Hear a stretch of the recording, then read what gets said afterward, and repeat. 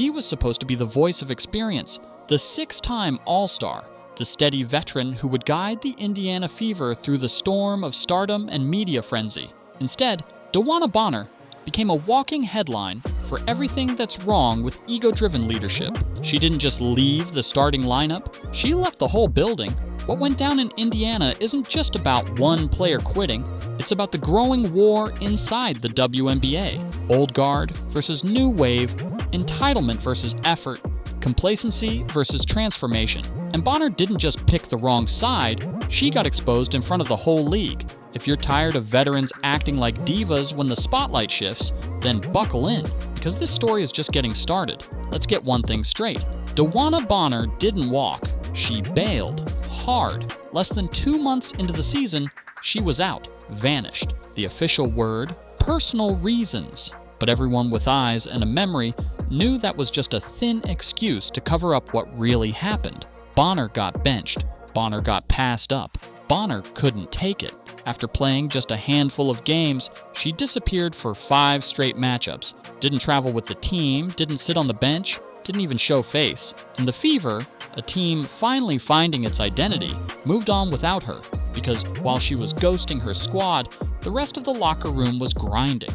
The culture in Indiana was shifting, and Bonner clearly didn't fit in anymore. She thought she was walking into a cushy gig. That's the truth. A franchise with a rising media darling in Caitlin Clark, headlines on every game, and a massive fan base suddenly reinvigorated by the rookie phenom. Bonner probably figured she'd cruise, show up, play a few minutes, soak up the spotlight, and ride the wave all the way to the playoffs.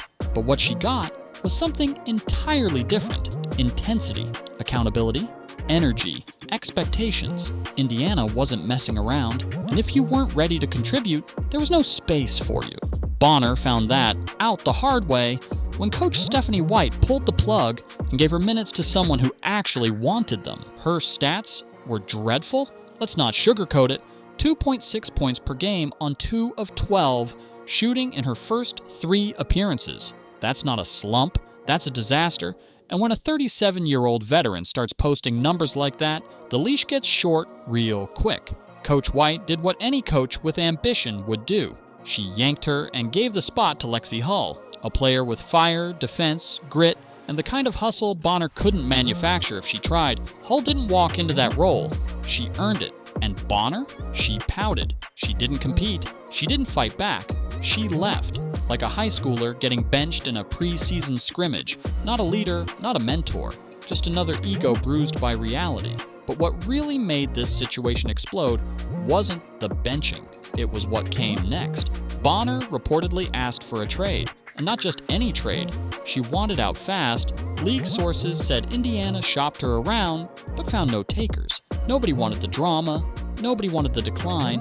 She had nuked her own value by vanishing mid-season with no explanation. And as the Fever quietly replaced her with someone better, Bonner became something worse than irrelevant. She became a symbol of resistance to change. Because while Bonner was sulking, Caitlin Clark was soaring. Every possession she touched became a highlight. Every game she played sold out. And every time she hit the court, she pulled attention away from the old guard that had spent years going unchallenged. Clark didn't just light up box scores, she rewrote the WNBA's narrative. And for veterans like Bonner, that wasn't inspiring. It was threatening. You could feel it in the tension. The way they looked at her, the body language, the shade, the pettiness. Bonner wasn't just outplayed, she was outshined, and her ego couldn't take it. Let's talk about Lexie Hull for a second, because she's the one who unknowingly broke Bonner's confidence in half.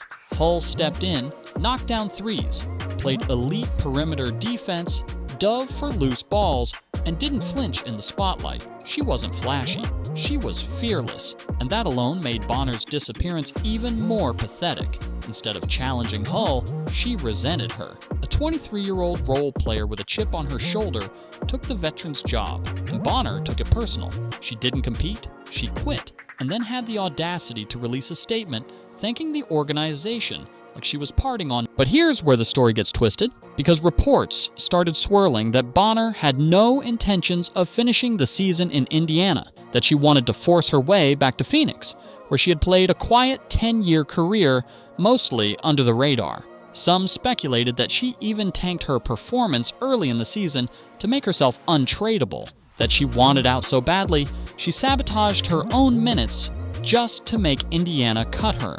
Whether that's true or not, the perception alone is damning, and in this league, perception becomes reality real fast. Meanwhile, Arai McDonald was waiting in the wings, a former top pick, a spark plug with defensive chops and no ego. She had joined Indiana earlier this year on a hardship deal, and unlike Bonner, Arai wasn't there to be pampered. She was there to grind. In just 3 games, she dropped 11 points, snagged steals, dished out assists, and did everything Coach White asked without complaint. When Indiana announced they were waiving Bonner and bringing back McDonald, the fan base didn't just cheer, they sighed with relief. The drama was gone. The culture shift was complete. McDonald made it clear, "I'm here to fight."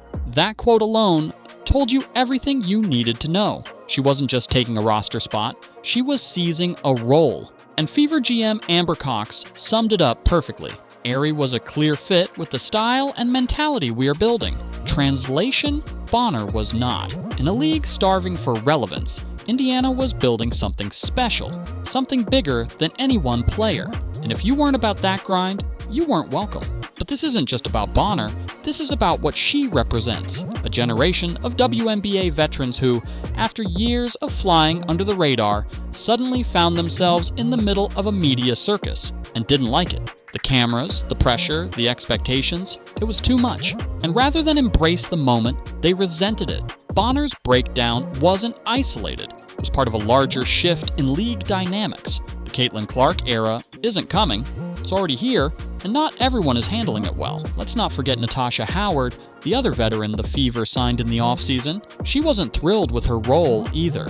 But she stayed, she battled, she supported her teammates. She didn't ghost the team or throw shade online. She acted like a professional. The contrast between Howard and Bonner couldn't be more obvious. One chose leadership, the other chose ego.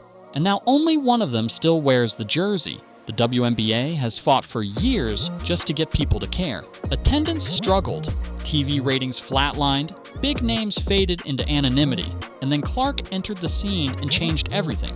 Suddenly, the league wasn't just visible, it was relevant. Fans showed up, viewership skyrocketed, and merch flew off the shelves. The league had a new face, and it wasn't a 10-year vet with dusty accolades. It was a rookie sniper with logo range and viral charisma. And Bonner? She couldn't accept being part of that movement if she wasn't at the center of it. She had a chance to mentor greatness, to shape a new era, to be remembered as the wise veteran who stood beside a revolution. But instead, she became the cautionary tale, a relic of an era fading fast. The Fever aren't waiting for veterans to find their footing, they're building around fire, hustle, and future. Bonner didn't make the cut, McDonald did. And that should send a loud message to every locker room in the WNBA. You're either part of the rise, or you're part of the past. Look, maybe Bonner wasn't built for this new pace. Maybe the expectations, the intensity, the culture was all too much. That's fine. Not everyone is. But you don't get to check out mid-season and pretend you took the high road. You don't get to sabotage your own minutes, vanish from your teammates, then post a heartfelt goodbye like you were the hero all along. That's not leadership. That's delusion. So what's next for Bonner? Reports say she wants Phoenix or Atlanta. 2 franchises not exactly thriving. She's not looking for a challenge. She's looking for comfort. That alone says everything. The truth is, the league is moving fast. Faster than Bonner can catch up. Faster than she wants to. And while she's looking for the next quiet place to land, Indiana just made it clear they're not slowing down for anyone. Arai McDonald's return isn't just a roster move, it's a culture move. It's a declaration. If you want to be part of something great, you better come ready to work. No excuses, no ego, just heart. And if you're not built for that, there's someone right behind you who is. If you're done with quitters, done with divas, done with veterans acting like they're owed something, comment "good riddance quitter" down below. Like, subscribe, and turn on notifications so you don't miss what's next. Because the Fever aren't just playing basketball, they're rewriting the WNBA.